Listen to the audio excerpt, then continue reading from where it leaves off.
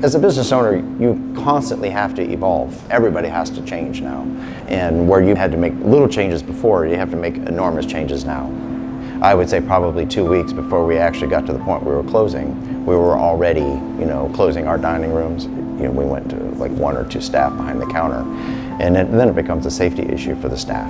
And at what point do you have to realize that it's not about money, it's really about the safety and well-being of not only yourself, but of your staff and your customers. Then we got a call, and it was from a UCSD emergency room nurse. And she called me and told me that there was a COVID-19 case that had been confirmed, and she'd been at my park store that morning.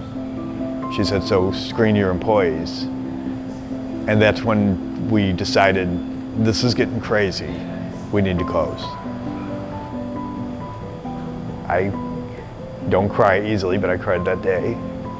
Me and my employees were talking and trying to figure out what the path is, and I'm like, I really don't know what the path is. I don't know if we're going to reopen. I still don't know if we're going to be able to sustain this. I saw it kind of like spiraling in a worldwide perspective, but I never thought that it would actually happen in our own backyards. I live with 2 roommates, and one of them was freaking out because they're a bartender and they had 3 jobs here. She announced that she lost her jobs, and then I thought, oh, it's gonna be me next. A week as we were winding down was possibly the hardest. Payroll was going to be on that Thursday. And we had to write checks that were probably less than what they would have normally got, right? And that's a horrible feeling. I got the complete opposite reaction to what I was expecting. If I was not able to pay them the correct amount, the money that they were owed, I'd expect them to be really pissed off. And I didn't get that. I was amazed and overwhelmed at the sincere reaction I got, and overwhelming support, that we'll get through this together. On March 15th is when they announced that there's a possibility of this shutting down, and it was devastating. Luckily, John and Jamie are very transparent. They were following up with everything.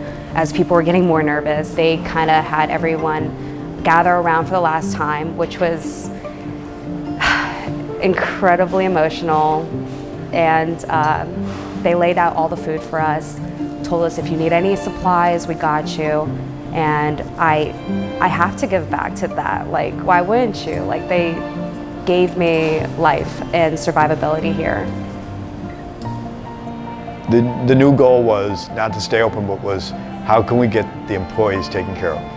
And then Ryan said, well, what are we going to do with all this coffee? We could sell it online.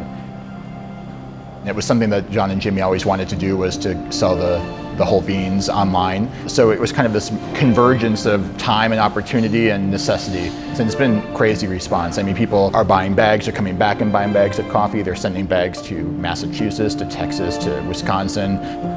When he put it online, I thought this is going to take forever. And then people were buying it like crazy. And I was just shocked. The employees, it means a lot to them to be working for a place that means so much to the community, and that kind of cycles around to itself. And it starts from the top, and where the owners care about more than just the bottom line. I mean, that's important. You have to be able to stay open, but it's hard to stay open for 20 years if you're not caring about all those pieces. Where you might have had a defeatist attitude before and not sure how you're going to come out of this, it just kind of shows you how much the customers appreciate it, and that, bring back that fighting attitude. Say, now what is it that we can do? At the end of the day, I don't know if people are going to want to turn around and have a delivery service for a cappuccino, but we'll find out, right? So this is the time, and we will go ahead and give it a shot and see where that takes us.